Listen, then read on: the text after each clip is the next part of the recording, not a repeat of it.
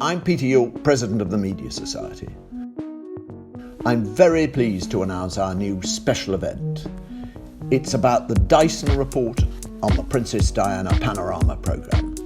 As you may remember, in November 1995, the now notorious Panorama programme with Martin Bashir interviewing Princess Diana made explosive revelations. And we now know that interview was obtained, in part at least, by an elaborate deception. On the 14th of May 2021, the BBC published Lord Dyson's report. The findings were astonishing, a bombshell, one that undermined trust in the BBC's probity, along with the judgment of its then senior management. So what does this extraordinary story mean for the BBC in 2021 and beyond, as it goes into key negotiations about its charter and its funding? We've assembled a panel of media experts with in-depth, insider knowledge of the politics of media. They include Alan Rusbridger, former editor of The Guardian, Dorothy Byrne, former head of news and current affairs at Channel 4, Damian Collins, Conservative MP for Folkestone and former chairman of the DCMS Select Committee, Phil Harding, former head of editorial policy at the BBC. The chair will be James Ball, global editor of the Bureau for Investigative Journalism.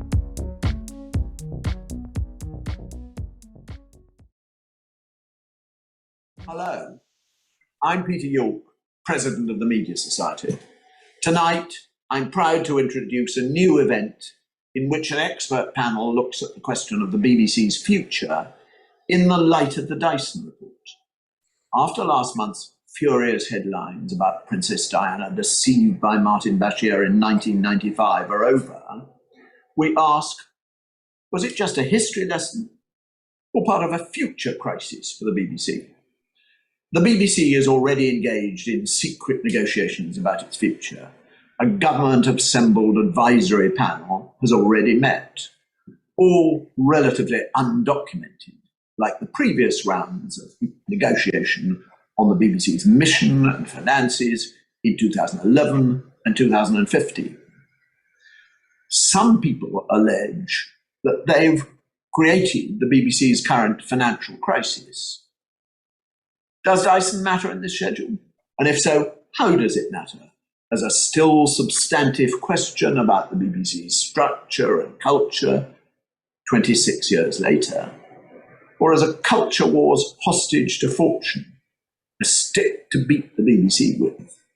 Here to introduce our brilliant panel and lead tonight's discussion is our chair, James Ball, global editor of the Bureau of Investigative Journalism.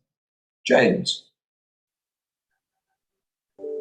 Good evening, everybody, and thank you for joining us. It's really not very often that an interview is still making headlines 26 years later. But I think on this occasion, I'm fairly sure everyone involved would rather it wasn't.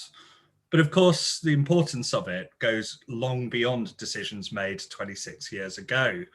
A lot of this is about the decisions the BBC has made year after year after year until now, and the decisions that other people talking and thinking about the BBC are making. So I'm really thrilled that we've got the range of perspectives that we have today. We are going to hear from, in the next few minutes, Phil Harding, the former head of editorial policy at the BBC, Damian Collins MP, a Conservative MP and former chair of the House of Commons Digital, Culture, Media and Sport Committee, Dorothy Byrne, who was until very recently the head of news and current affairs at Channel 4, and Alan Rusbridger, the former editor of The Guardian. Now, as our former BBC insider, and Phil, who I believe took up the job of the head of editorial policy a year after the famous interview that was the centre of this report aired. Phil, what does this tell us about the BBC then, and what does it tell us about the BBC now? I think it tells you quite a lot.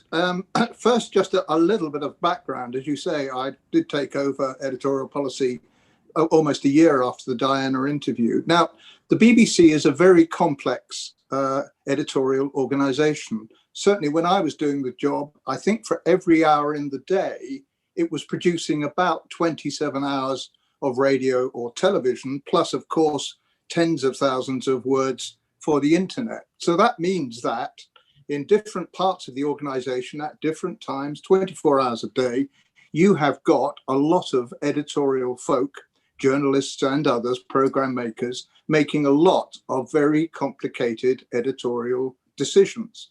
And for the most part, things go right. I mean, that is one of the amazing things about the BBC. For the most part, given the amount it does, things do go right. But inevitably, it's an organisation staffed by human beings, and things do from time to time go wrong.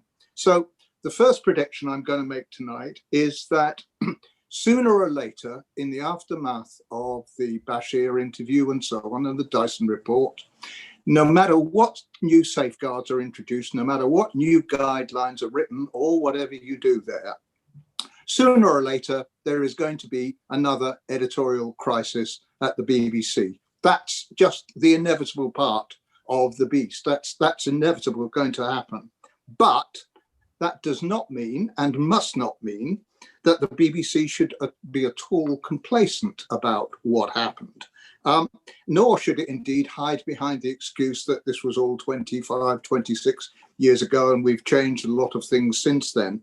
Because I think that whilst it's clearly true that some things have changed, there are clearly some things that need to change still more at the BBC. And for the purposes of timing today, I'm just going to highlight three of them, and then we can come back to some, sure, a bit later on. I think the first is there needs to be a refreshing and a recharging of the editorial culture at the BBC.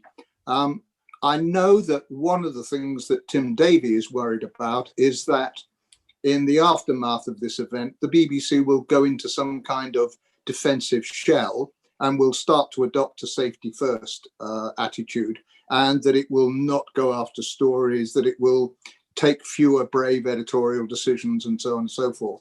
And I was delighted when he did his first interview that he made it very clear that he wanted the BBC to continue to chase stories. He wanted them to get it right, of course, but he wanted them to continue to do that and to do brave and independent and adventurous journalism. I think the second thing that needs to change at the BBC is that it needs to be a lot less defensive when it is under attack. Now, the BBC, as no doubt we'll go on to talk about, has an awful lot of enemies out there. Some of them indeed that want to destroy the BBC. These enemies are remorseless. They keep going and they keep going. But the BBC needs to respond to them in a way that takes them on where necessary, but it needs to do so in a way that is not defensive. I thought one of the nasty things that came out of the Dyson report was the way that the press office was used to hide the truth. The BBC should not be in the business of hiding the truth. The BBC should be open and transparent about what it does, and when it gets things wrong, it should own up to them. Third thing for now I'm going to say is I think the BBC needs to have a proper policy on whistleblowing. The whistleblowers are the people I feel very sorry for coming out of this affair. I think they did go and they did raise questions about what Martin Bashir was doing, and they were shunned and they were told more or less to go away. And I think they were badly treated. And I don't think the BBC has a proper policy at the moment on editorial whistleblowing. It has some good policies on behavioural whistleblowing, on sexism and harassment and so on, but not on editorial whistleblowing. Now, editorial whistleblowing is difficult. All whistleblowing is difficult. Organisations do have difficulties in coping with it. But one of the ways you find out when things are going wrong, because you can't know everything all of the time, is when people phone up and tell you, and it needs to have a proper policy with independent outlets for whistleblowing. Whistleblowing must be welcomed and not treated like a pariah. James, I'm going to stop there for now, but those are the things I think the BBC needs to think about going into the future. So thanks, Phil. There's several things I'd quite like to follow up on, but I'm going to finish giving everyone on the panel their introductory remarks first. I will also just flag to everyone on the call, We do have the ability to take questions through the Q&A tool at the bottom, so please do start getting your questions in and I will ask as many as I can. But I'm going to turn now to Damian. As an MP who sort of has played a role in regulating the media, how much do you think of the Dyson report and the sort of discussion around it should feed into the conversations that are going on about the future of the BBC? Well, Dyson is highly relevant to the future governance of the BBC. And, it's fair play to Tim Davie, who asked Lord Dyson to write the report. He actually did something that had not been done before, which he brought in a highly respected outsider, and gave him freedom to roam. And what's so damning about the Dyson report is that all of the information within it is information that largely has come from within the BBC, was within the grasp of the BBC and the knowledge of the BBC. And it does create some very difficult questions for Tony Hall, particularly when he appears in Parliament next week, along with John Burt and Tim Davie in front of the Select Committee, because the issues here is that the internal investigation identified that Martin Bashir had lied to the BBC, but decided that he hadn't got a stain on his character. And if anything, decided the person that should be blamed for all of this is the whistleblower, who determined she'd never work for the BBC again. And then, despite having known all of that and made that decision, which seems incredible, I'm sure Tony Hall will explain why he made that decision at the time, Martin Bashir was then rehired by the BBC. So a few years later, and having hardly had a sort of blameless career in other jobs that he'd done. So I think a lot of people would look at that and say, is there a cultural problem here? Is the instinct of the organisation, or has in the past the instinct of the organisation been that when one of their own comes under criticism, when a journalist is criticised, that the most important thing is managing the reputation of the BBC itself? And the best way to do that is to kill the story and to pretend that there's nothing to see here. And what I felt reading the Dyson report was this seemed in a very different way familiar to other sort of issues the BBC has had to confront in recent years as well, all very different. But one of the complaints brought forward by people like Carrie Gracie over equal pay at the BBC was that if you raised the issue, you felt like you were being blamed. You felt like you were being criticised, and you were the one who would suffer as a consequence of raising it. That the internal bureaucracy was very unsympathetic to people that felt they had been badly treated.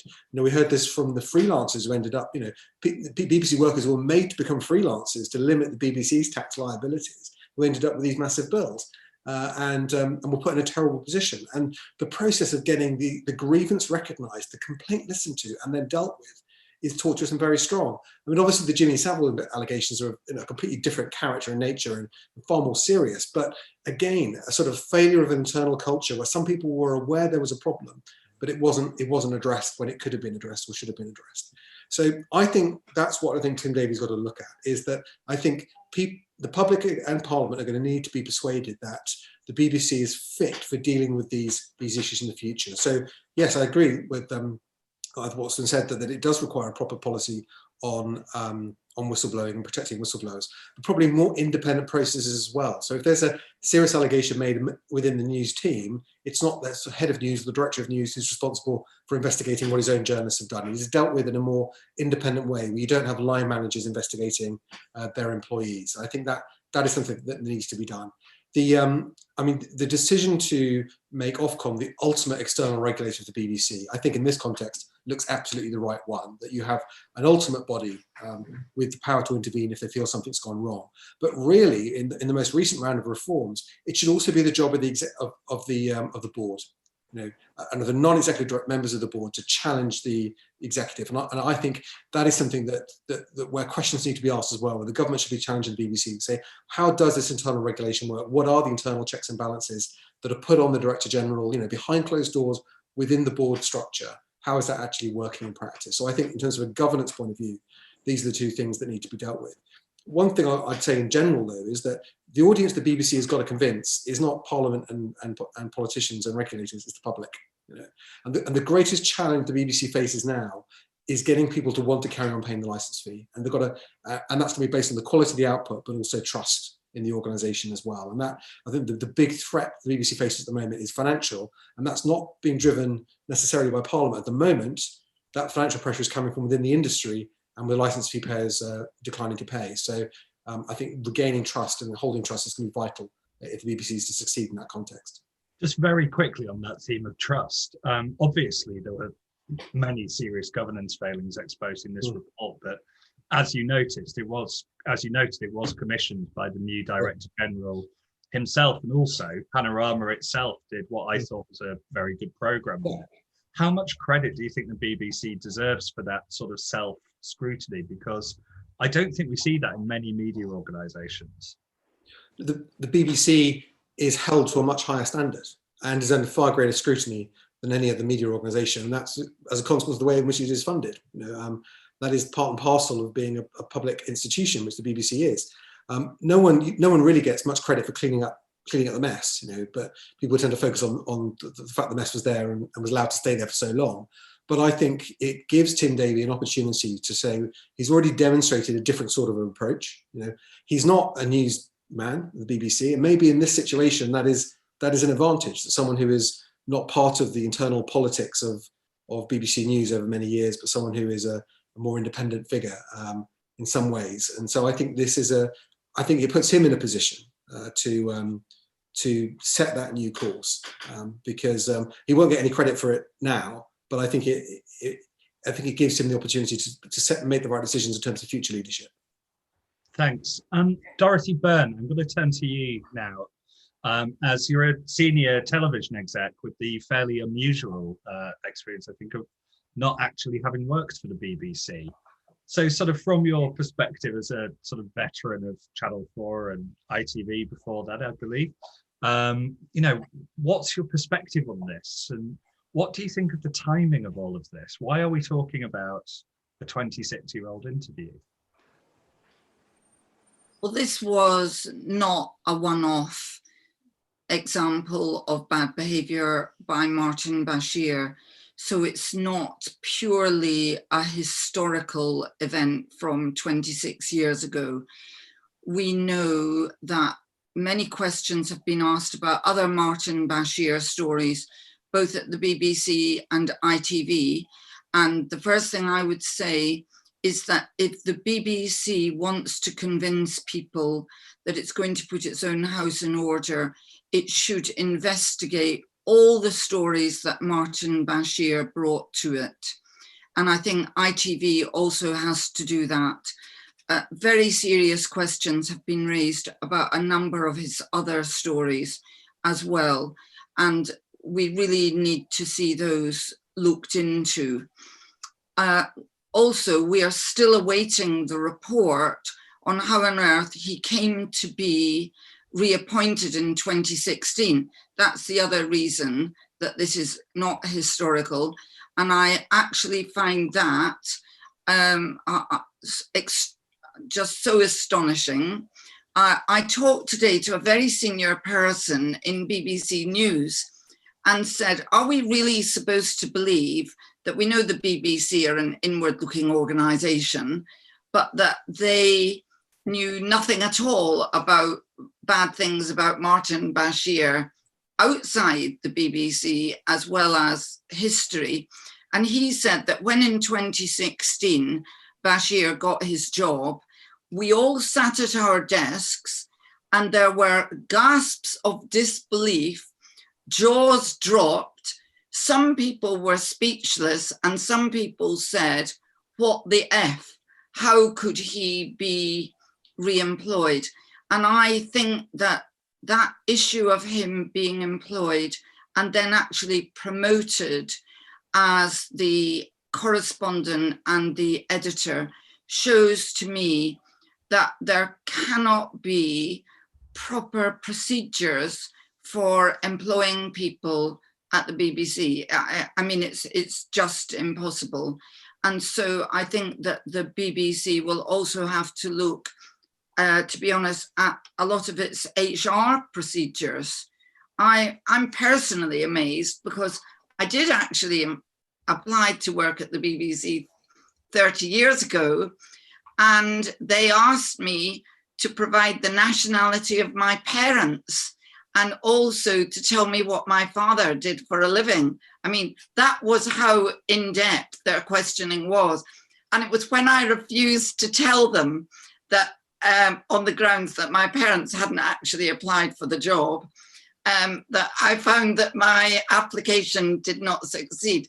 So it's extraordinary to me that we are supposed to believe that nobody in a senior position at the BBC knew he was a bad un. And I think there are many, many questions still to be asked. I mean, Dorothy, I'm just going to jump in to sort of say, obviously, Martin Bashir has denied wrongdoing. He stepped away from the BBC, citing health grounds, and it was put out that he didn't receive a payout. But I did also just want to ask you about something in Private Eye, in that Private Eye revealed, in that the BBC board now has asked sort of three of its members to look into lessons learned from, you know, the Dyson report and the whole affair. And there's another panel looking at the rehiring. But one of the three board members who's on there is Professor Ian Hargreaves, who, according to Private Eye, was the person who hired Martin Bashir in the first place. Does the BBC sort of risk perpetuating its mistakes of perception, even if not substance, that it's all a little bit insular and it's all the bosses looking out for each other? I think the first time I ever heard the phrase deputy heads will roll, it was in conjunction to the Beeb. Well, on no account should anybody at the BBC be involved in the investigations, the continuing investigations of Martin Bashir, if we are to really get at the truth. They can be the suppliers of the information, of course, but I think they need to get outside people to do it. And they certainly shouldn't get somebody who was allegedly involved in hiring him. I mean, that's just ludicrous. If I was free myself, I would offer to do it. It's a crying shame that my father did for a living. Right. Finally, Alan Rusbridger, would like to sort of turn to you and just sort of, the BBC is never short of enemies, either in politics or in the British media. How much of this sort of current outrage or scandal do you think is real, and how much of it is BBC bashing? Well, as we've seen, that there is a serious crisis over this particular report, which was this incident. Most of the people involved have moved on, not all of them, but most of them have moved on or died, and a lot of the governance of the BBC has changed since. The enemies, I think, fall into two categories. One are people who are tremendously conflicted. I mean, you just have to acknowledge that the main beneficiaries of a weakened BBC are going to be the Murdochs and the billionaire press. And primarily Murdoch. I mean, Murdoch it runs an amazingly effective company that would be very prepared and is, in a sense, preparing for that at the moment to step into the gap. And therefore, there's a huge conflict of interest. And one has to, I think, imagine what a Murdoch-dominated broadcasting spectrum should be. I mean, what is this perfect media company that is going to be so much ethically purer than the BBC? You want to talk about bullying, whistleblowing. Many people will not remember the case of a sports reporter who got £800,000 off the Murdoch organization for bullying on the News of the World. Why not? Because it wasn't reported by most papers. We talk about the rehiring of Martin Bashir. Well, let's talk about the rehiring of Rebecca Brooks as CEO of the CEO who stood trial at the Old Bailey. Is there outrage about that? No, because that's not how we treat the Murdoch organization. So we have to acknowledge that there is a unique focus on the BBC. And if you want the sort of set text for that, it's James Murdoch's speech to the McTaggart lecture in 2009, when he talked about dumping Free State-sponsored news on the market and the BBC throttling the market. The problem with that argument is that there's barely any public broadcasting in the US, yet the mainstream media is just as sick, if not sicker, than in the UK. So you could go down the path of decimating the BBC, which is what a lot of commercial private news organization would want, and find it's not going to help or affect the problem, which we know is a very grave one affecting the press here. And this argument that Murdoch announced, they find it almost offensive that the BBC has a guaranteed income. Personally, I can't see what's wrong with that in a world in which so many news organizations are really struggling from not having a guaranteed income. Actually having an economic model that works and produces really trusted local, national and international news, I would have thought is something to recommend the BBC model rather than to complain about it. So that's the first group. And the second group is people who have an ideological problem with the very idea of state intervention in anything, and particularly in broadcasting, and who have a particular view of impartiality. Impartiality, as Phil knows, is a very difficult one to judge because it's in the eye of the beholder. So, Labour always felt that BBC was prejudiced against them, and the Conservatives feel the same.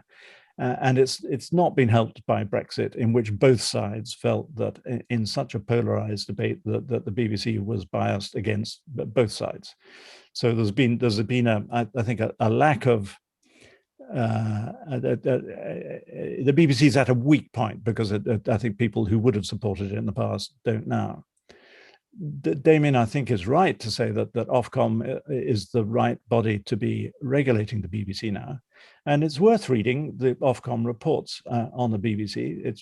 They've produced 3 reports on the BBC and barely found anything to criticize. And I think I'm right. I went back and read them. Since 2017, there's not been one single instance upheld of bias if you exclude one SNP broadcast. So Ofcom, who we've trusted with regulating the BBC, think that actually it's pretty fine at the moment. And I'm afraid the government has given the game away about how they think of impartiality by wanting Paul Dacre to be chair of Ofcom. And Paul Dacre was in many ways a brilliant editor of the Daily Mail. But I think even his closest and greatest admirers would not say that he was an impartial editor of the Daily Mail. That's impartiality and the Daily Mail are not words that sit easily together. And the fact that the government wants Paul Dacre to be chair of Ofcom tells you about their idea of impartiality. And the fact that he didn't get the job and now they want to rerun the process to presumably try and get him the job on a rerun process, I think must lead to very grave suspicions about what's going on here. Why does this matter? It matters because the press, and Paul Dacre is an excellent example of that. You could say that I was in mirror image in Britain is very polemical and partial.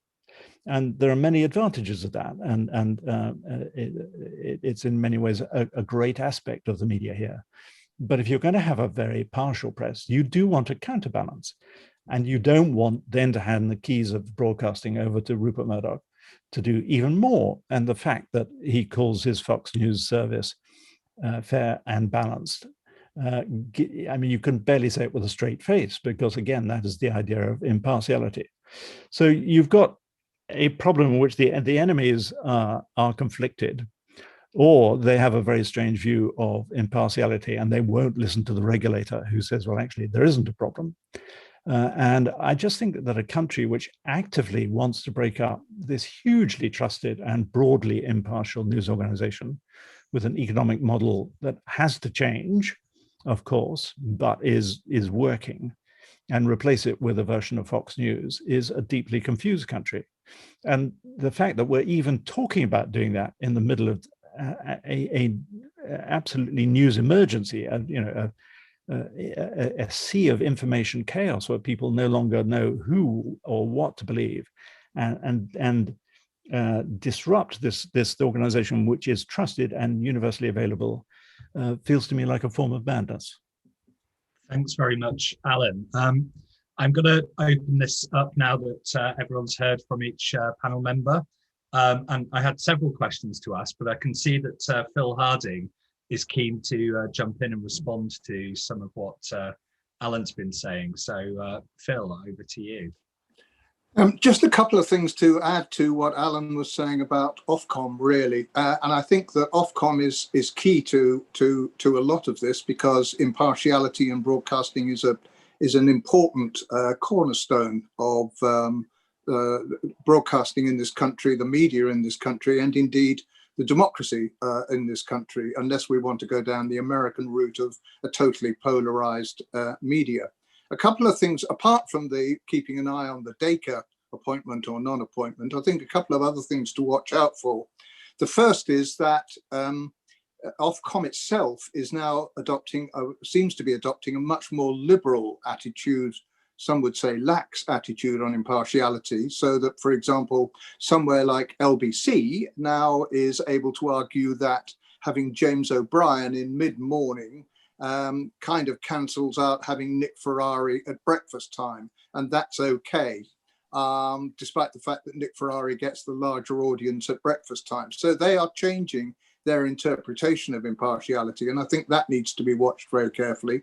The second thing to watch for is that Ofcom itself, if you follow the columns in the Telegraph and elsewhere, is coming under a lot of political attack for itself being too, quotes, woke, for being too liberal, for being too understanding of the broadcasting mainstream, and that Ofcom itself is in need of radical reform, which may or may not be tied in with whether or not Nigel Dacre gets the chairmanship. So it's worth keeping a very careful eye on Ofcom and its role in impartiality in the months to come. So, thanks, Phil. I wanted to ask really anyone who wanted to jump in. Tony Hall sort of took the Director General job at a particularly difficult time for the BBC, and was credited with sort of getting it through some quite choppy waters. But his departure sort of seems to have unlocked the window for this story to come back. And he was, of course, quite heavily involved in both the hiring of Bashir and was Director General, in the 1990s investigation into Bashir, and was DG at the time of his rehiring. Has Hall sort of tarnished his own legacy, and has he left the BBC in some risk after what was seen as quite a good sort of stint in the big chair? Go on, don't make me pick on someone. Well, I'm happy to jump in here, and I think Tony came in in a crisis and did steady it. But I think I think the truth be told, if he was still if he'd been Director General when the Dyson report was published, well, maybe he wouldn't have commissioned the Dyson report. So that's a different matter.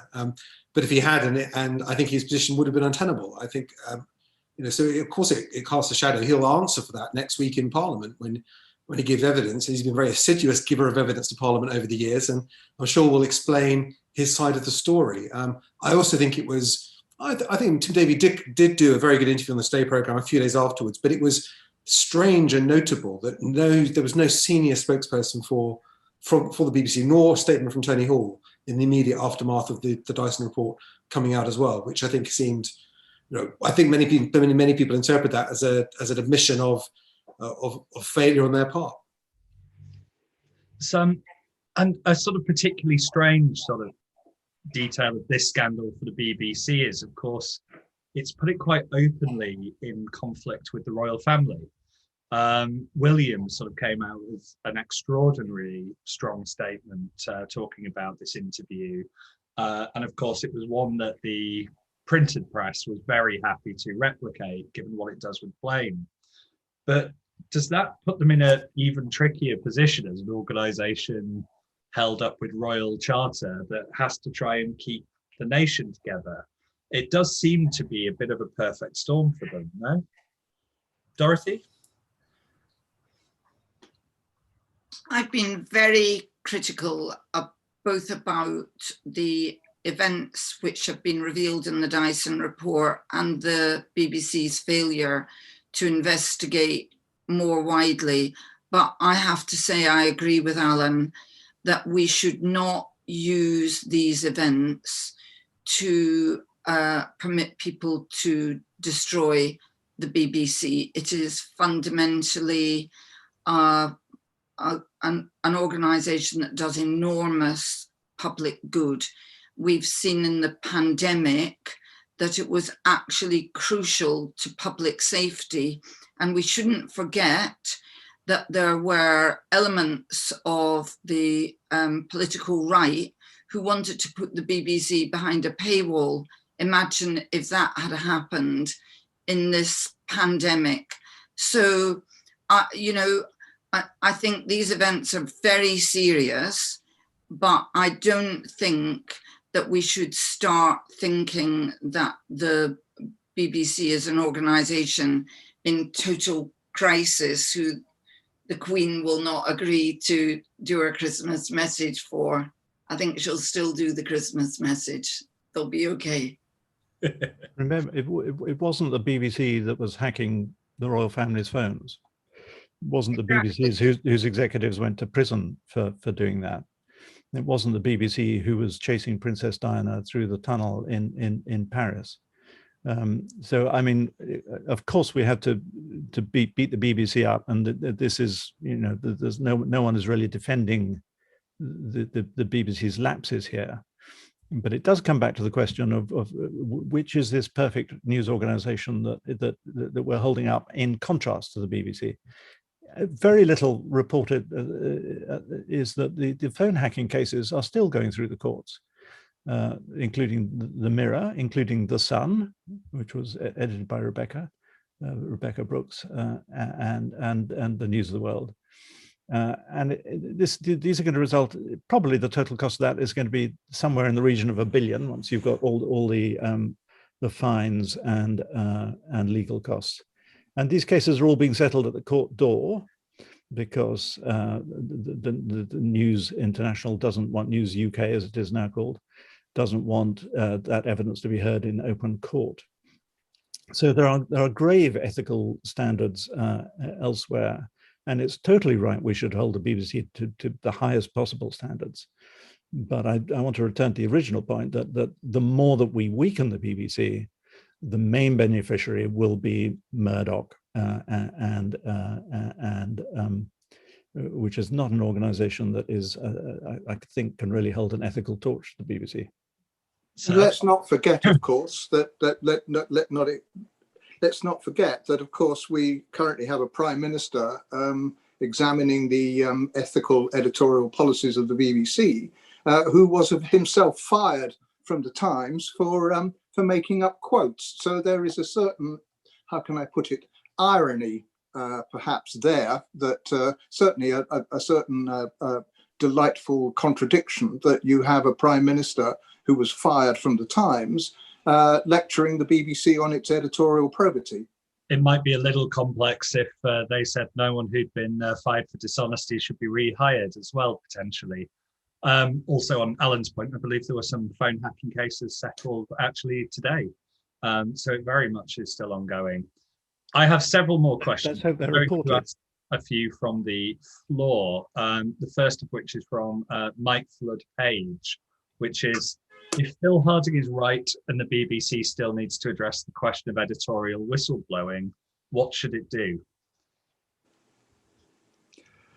I'll start. I'm not sure any organisation has got whistleblowing absolutely right, but I think there are some useful lessons to look at in the National Health Service, which has had to deal with a lot of whistleblowing cases. And I think that you have to have, which was what Dorothy was saying, you have to have an independent element. There's no point in, as we saw on the Panorama, there's no point in going and knocking on the editor's door if the editor is then going to tell you to go away. So you have to have an independent element that will investigate credible and plausible allegations of whistleblowing. I'm not sure there's a perfect way to do it, but that certainly has to be a starting point. And you have to have a policy, and you have to have a culture where whistleblowing is encouraged and people do speak up. I'm sure Dorothy's right about people at the BBC looking and thinking, "Ooh, why are we hiring Martin Bashir? What's that do?" etc., etc. The key thing I wonder is, well, they all sat at their desks and went, "Oh, I wonder what's that about." Did any of them go to Tony Hall or whoever it should be and say, hey, why are you hiring this guy? Do you know what he's done? People have not just got to go and snort and roll their eyes. They've also got to go and actually raise questions about other people's behaviour. So, Damian, in your sort of work looking into how other sort of news organisations regulate themselves or sort of do that, have you ever seen a good model where you've looked at it and gone, that actually works? That's genuinely some independent challenge from within. It's very difficult. And actually, I think, when I was chairman of the Select Committee, from sports organisations to media organisations who'd had failures, where there'd been something bad that had happened and they'd failed to deal with it, and it had come out through investigative reporting later, and a scandal had been exposed. The same problem occurs that where you deal with problems internally, and those investigators report back to the board of that organisation, that tends to be an environment where the truth hides. And you see that time and time again. And the bigger and the more complex the organisation, the greater the need for some sort of internal some independent mechanism, which is independent of the head of the organisation, that can go in and say, okay, this is what happened. Here's the report. This is what you need to do. And I think, as I said earlier on, I think the BBC is not just particularly about this story, but we've seen it in other things at the BBC in the past as well, where something has happened that was wrong. People in the organisation knew it was wrong, and it wasn't addressed. And the people that were made to feel like the victims were the people that spoke out internally, trying to get it addressed. And I think this debate is around about saying, are situations like this exploited by people that don't like the BBC? Well, of course they are. Of course they are. But the response to that can't be to say, well, this is not a legitimate line of inquiry, because it's only being pursued by people that hate the BBC. It is legitimate, and the BBC has made mistakes. Other news organisations make mistakes as well, and they've been, investigated as well and paid a price for that as well. But I think in this situation, I think Tim Davie did the right thing in bringing in someone at the end of the day, bringing in an external investigator, giving them total freedom and publishing their report in full, regardless of what it had said and how damaging it was. And I think that's the sort of approach I think that is needed to restore confidence. And the BBC is obviously a very large, very complex organisation. So the governance challenges are much greater than they are in other news organisations. But but going back to Alan's stuff on phone hacking again, I mean, one of the prime criticisms in the Leveson report at the end of the day was the fact that it wasn't just that this practice was going on; it's just the company knew it was, and in fact had brought in lawyers who told them that it was going on. And that was why that investigation ended up being as widespread and damaging as it ended up being. So, Dorothy, I think you wanted to add something. Yes, I think it's key that you have a greater diversity in your workplace or in your workforce if you are to be able to encourage people to come forward. I think there was a strong element here of people in management being too similar to each other. And if you want a really open debate in your organization, you've got to increase the diversity. That's ethnic diversity, class, everything. My experience from afar of the BBC over decades is that too many of them are similar to each other. In fact, I sometimes mix them up because they're so similar to each other. And I think that would have potentially helped here and is a major issue that the BBC has to deal with anyway. So, Alan, I just quickly want to ask you before I move on to more questions from those. When I worked for you at The Guardian had a readers editor, Chris Elliott, lovely man, excellent journalist, but he was a monumental pain in the neck for me as a reporter working there, because if people complained, he could come and ask, he could ask to look at the notes, and he could put a correction in without me having any ability to stop it, or you as editor having any ability to stop it. He could write a column every week criticising it or saying why on this occasion he thought we might have made the right call or not. And of course, it wasn't a full whistleblowing procedure or safeguard, but it was quite an interesting and spiky internal check because he didn't work to you. Are there ways you can do even something like that in an organisation as big and as regulated as the BBC? Well, I think it's not the only model, but it is a good model, and sadly, it's one that, as the economic crisis hits, more and more news organisations that have tried this ombudsman role have shed them. But it works, and the crucial thing is it has to be independent of the editor. So the Reader's editor has, I think, still has a space guaranteed in the paper which the editor themselves can't influence.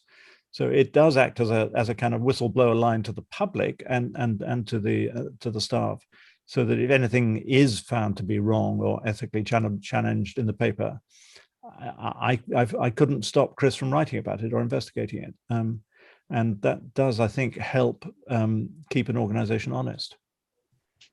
Cool. I'm going to move on to a question from Tom Chivers, which is mainly aimed at Damian, but obviously anyone else, please jump in. That Tom notes that the BBC's current governance model, itself a product of the last round of scandals around Jimmy Savile, staff pay and DMI, is 4 years old.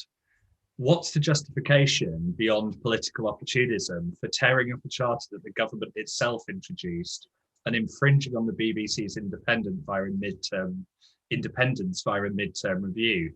The governors and the trust are gone. What exactly can be reformed in the BBC's culture from outside that isn't already achieved by Ofcom and a unitary board? Well, I think the governance structure is basically sound. The reason we're having a midpoint review is because the BBC wanted a much longer charter. They wanted an 11-year charter. I personally question that because the media landscape changes so fast in 11 years that everything can be radically different at the end of that period. So the midpoint review exists in response to the BBC wanting a longer charter period than they'd had before. I think Ofcom is the external regulator rather than it being the BBC Trust. I think is the right one for reasons I said earlier on. It's an independent body that has the ultimate oversight. I think probably the challenge at the midpoint is to demonstrate that the board of the BBC is the principal and initial sort of internal regulator of the BBC, with Ofcom as the backstop, and as Alan said, producing its reports. I think one area where Ofcom has been challenging the BBC is on cuts to the news budget, and particularly the local news budget, and actually challenging it to produce the evidence to say this is what licence fee payers want. And that's exactly the sort of challenge the organisation should get, very legitimate and good that the BBC is challenged in that way. So I think those structures are right, but I think it's right to raise other issues and say that, when issues like this come up, when you look at things like the Dyson report, you look at things that are not just historic failings, but as Dorothy rightly raised, the rehiring of Martin Bashir is a recent thing.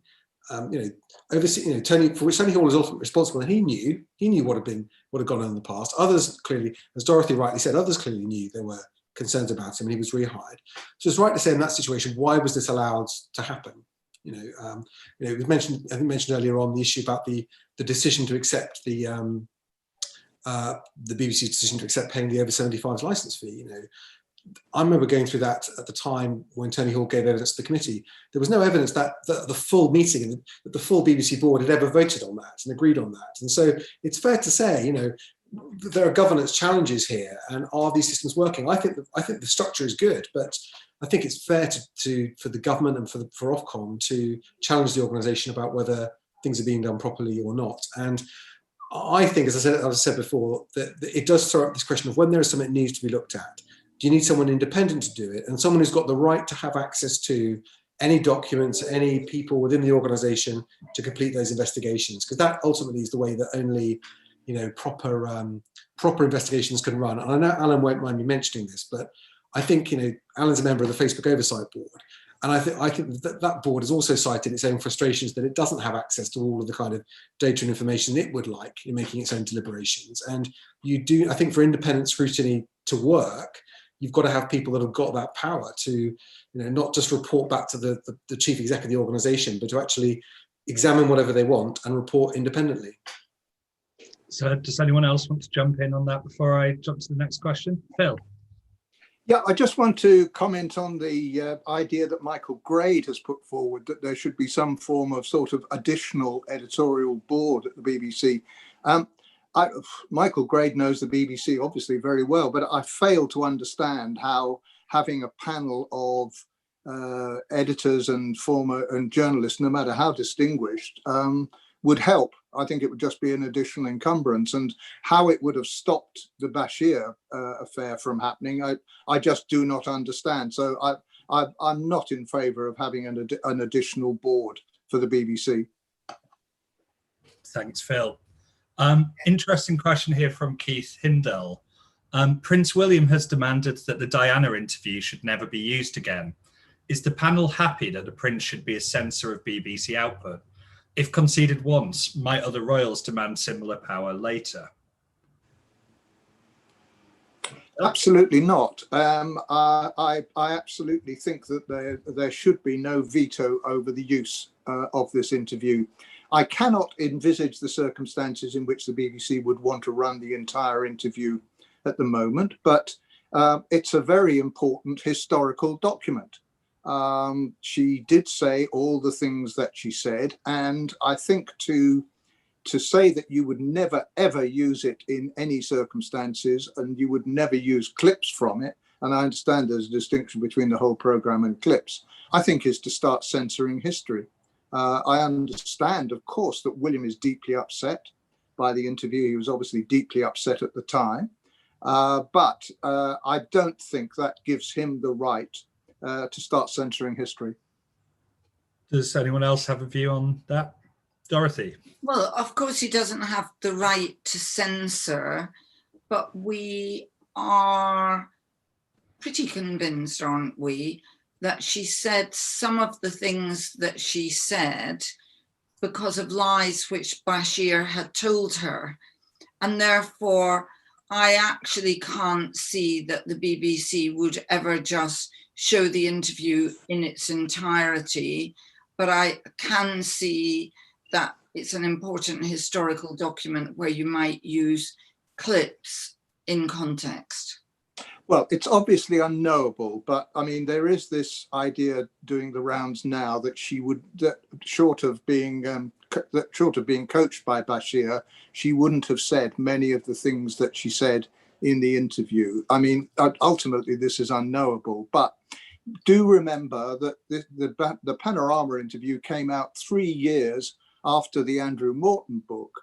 And from what we now know of the Andrew Morton book, that was more or less dictated to Andrew Morton because cassettes were being ferried out from Kensington Palace in the pannier of a bicycle to Morton's house, and he was more or less transcribing what she was saying. So the idea that this interview, that the things she said in the interview only happened because of Bashir's deception or because of Bashir's coaching, I think are fanciful. It's unknowable, of course, but you wouldn't show the interview even in full without putting it into a lot of context and putting some context around. You would obviously have to do that, knowing what we now know. So I'm going to move us on before we get sort of down the rabbit hole of Diana and the 90s too far, to ask a question from Graham Lovelace. He says, Phil is absolutely right. People should have felt empowered to openly question Bashir's rehiring. The fact that they didn't tells us a lot about the culture of BBC News at the time, which of course was 2016. Dorothy, could this have happened at ITV or Channel 4? I think it would be highly unlikely to happen anywhere outside the Soviet Union. To be honest, I think it's absolutely extraordinary.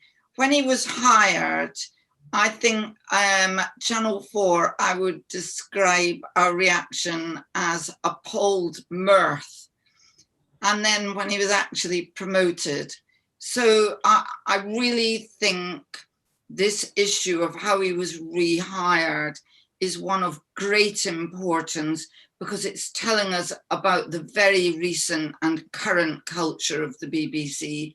And there's obviously something wrong. I mean, either they don't know anything about the news because they don't read the paper, or they did know and covered it up. I mean, the idea that they didn't know that he had been in a lot of trouble in America about some of his remarks about Sarah Palin and so-called Asian babes. You know, whichever way you look at it, it's hideously wrong. But Dorothy, did you pick up a phone and ring Tony Hall and say, what do you think you're doing? Did you send him an email? I didn't. And I sort of raised an eyebrow and I went, I wonder what on earth he thinks he's doing. Did any of us say, hang on a minute, what do you think you're doing, Tony? This is not somebody you should be hiring. All I'm saying is it's very easy to be complicit in that culture. Well, I don't think I'm complicit because I didn't work there. I mean, what? Oh no! You knew what he'd done. You knew what he'd done. Hey, I'm not having to go directly at you, but you knew what he'd done. We all knew what he'd done. Did any of us raise it with them? No. I'd left the BBC. Of course I didn't. Did anybody within the BBC raise it with anybody else in the BBC who was senior? The person I talked to was certainly senior and said everybody knew this thing. So, and if they did raise it, that's terrible that he was still hired. And if they didn't raise it, it shows there's something really wrong about the culture there. I would say certainly at Channel 4 or the BBC or ITV, I mean, people would be shouting at their bosses. Alan. Well, again, I accept that I think it probably was difficult for people to raise concerns over that, and that probably does speak to the culture of the BBC. But again, the BBC is not the only newsroom which can be a fearful place to work. When the Leveson inquiry was being held, the NUJ had dozens of people who were willing to give evidence, but they wanted to do so anonymously about bullying within newsrooms. And I think there's something about the command and control atmosphere of newsrooms. They can be very macho, they're very competitive, they're very results driven. So the BBC would not be alone in having a culture in which people find it difficult to speak up.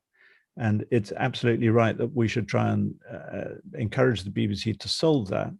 But again, you know, kettles and pots, we should examine other newsrooms as well. I'm going to go to Damian, and then I'd like to try and sneak two more questions in. So I'll give Damian the last word on this one. I mean, just briefly, I don't think it's good enough defence to say, well, you know, I did this thing I knew was wrong, but no one complained at the time, therefore it's okay. You know, sort of that's, you know, and I think the issue here is that, you know, it's not for external, it's not saying there should have been a bigger public outcry at the rehiring of Martin Bashir, but it was, you know, within that organisation, it was the wrong decision. And there were plenty of people that knew that it was. And that, I think, is what they're held to account for here. Right, I'm going to ask this question from Esri Karlebach. I'm sorry if I've mispronounced that. Dorothy made a very good point about the need for greater diversity in the management of the BBC. How about Ofcom? How diverse is their board and senior management team? Spoiler, not very. What can the panel suggest that would really increase diversity in the running of the media industry in general? I think you've got to have diversity of thought, as well as all the other demographic factors. And sometimes the right criticizes Ofcom for being, you know, too much like a club. And I think there obviously they have their own reasons for saying that, but I think there is some truth in that. I think that you do need diversity of thought as well as all the other diversities. Anybody else got thoughts? How do we really increase diversity at the top of the media? I agree with what Phil has said about diversity of thought. I think if anything, the criticism of the media or London-based media is that you have, you know, despite all the attempts to regulate it for, you know, due balance and lack of and no bias, is that, you know, do you have too many people that see the world in the same way, and therefore what they think is news, what they think is interesting or worth investigating is too similar? And I think one of the ways to do that is reaching out around the country, and I think the BBC has a great regional footprint. I think it's great that Channel 4 is embrace creating regional hubs as well. So you get people with a different perspective on the life of the nation that can tell the stories of the country in a way that is legitimate to the breadth of the nation. I think that is really important. Greg Dyke, to do him some credit, I think began to show how it could be done at the BBC. I mean, if you have a determined leader who's going to make that a very high priority, I think Greg, he didn't have enough time to do it, but he certainly began to make inroads. Some just quite quickly, sort of final substantive question. The BBC's got such a strange place in our national identity. It is our most trusted media institution. We feel like we own it as a public. It's got its unique position because of the license fee. Could any actual real life organization live up to the expectations that we put on it? Are we setting it an impossible challenge, or does it have to try and rise up to that standard? Well, I think it has the challenge that lots of large, complex organisations have about, having effective governance and policies in place. It has plenty of policies and guidelines, but properly enforcing them. What we're talking about with Dyson and other things is a failure of internal governance and systems and improvements that can be made there. The bigger the challenge the BBC faces today, though, I think is not about that. These are important issues that need to be addressed. The BBC needs to respond to them. The trust is the attention, and the issue is the attention and the trust of audiences, and that is the changing of the media landscape because of the drift of audiences under 35 to video on demand platforms, to online media, to actually really opting out of what we used to call the mainstream media. And what is the role of the BBC outside of news and sport in that environment when there are certain events? And what is the relevance to the BBC to those audiences? These are the challenges it faces in an environment where production costs are being driven up because of the competition from Netflix and Amazon. If you were the director, if you're Tim Davie, I would imagine it is the impact on your bottom line of those issues that led him to issue the challenge of saying, if we did 80% less of what we do today, what would that look like? Because that is possibly the challenge the BBC is facing now. Even without changes of governance or a cut to the license fee or anything else, these are the real world issues it faces. Is it possible for the BBC to carry on doing the breadth of things it does now in the future to the same standard? And I think, and that ultimately is falls back on the audiences. And what will drive that will be, will people continue to pay the license fee, or they see it as another subscription they pay alongside their Netflix subscription and their subscription to the Times or whoever else they subscribe to? And I think that this is the kind of big challenge of the BBC for the next 5 to 10 years, I think. I think all of that is absolutely right. I also think, although I'm not certain about this, that there may be something even more deep-seated going on with audiences. I think it's the effect of social media and the effect that is having on news audiences' perceptions. It seems to me that increasingly audiences want not only to be informed, but they also want to have their views validated. They want to find and seek out news organizations or opinion organizations that are going to agree with them and validate them. We're seeing this in America, and we're starting to see it in this country as well. And how an organization like the BBC deals with that, where it is not going to validate an audience's views or opinions, but is going to sometimes challenge them, but certainly gives them an impartial view, is going to be something that I think is going to need more thinking through. Alan, Dorothy, quick last word on this theme. Well, my last word would just be the BBC and ITV have got to investigate every major story and exclusive that Martin Bashir brought to them, because there are huge questions about those as well. And I note that neither the BBC nor ITV are addressing that subject at all. Alan? I think it's right that the BBC is held to very high standards, but we also want it to be brave and independent and challenging. And the danger is if a reporter makes, with Andrew Gilligan, made a small but significant mistake at whatever it was, 7 minutes past 6 one morning, that leads to a High Court judge and the chairman and the director general being toppled. That sort of thing is bound to have a chilling effect within the organization and a box ticking effect, and an organization that becomes less brave.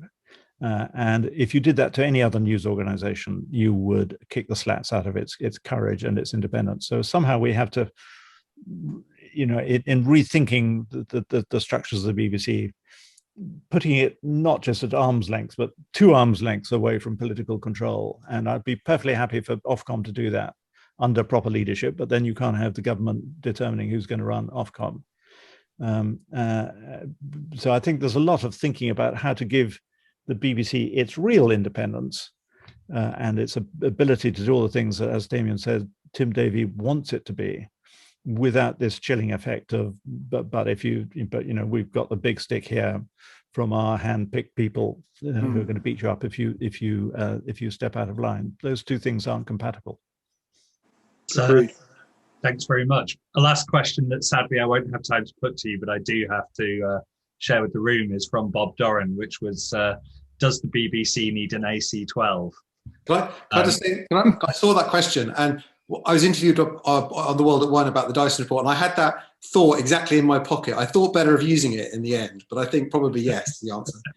By the way, James, you mentioned the phone hacking case, which was heard today, and I just looked it up, and it's truly shocking. It's truly shocking, and it concerns The Sun and not the News of the World. And The Sun was being edited by Rebecca Brooks at the time,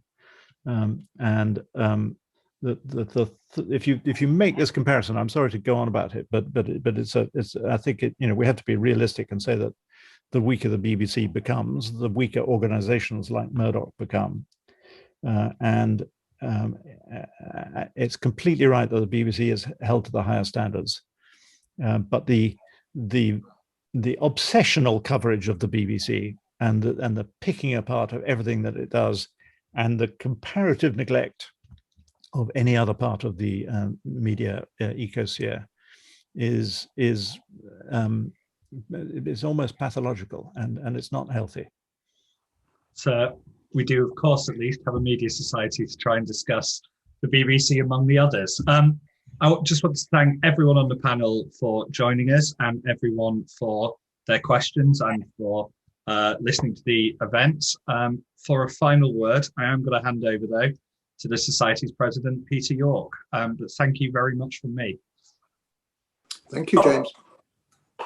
Thank you, brilliant panel, and thank you, James, brilliant chair.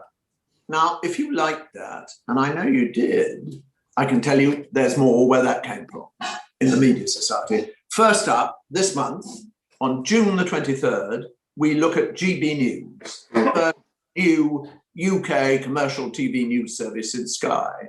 It's launching on June the 13th, featuring Andrew Neil and Alistair Stewart, among other familiar faces.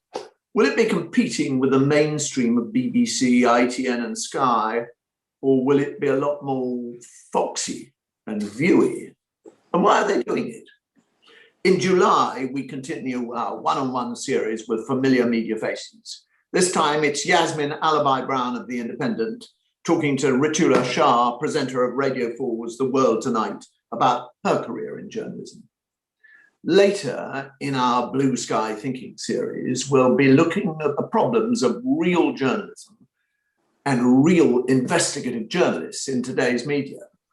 How can they go on speaking truth to power?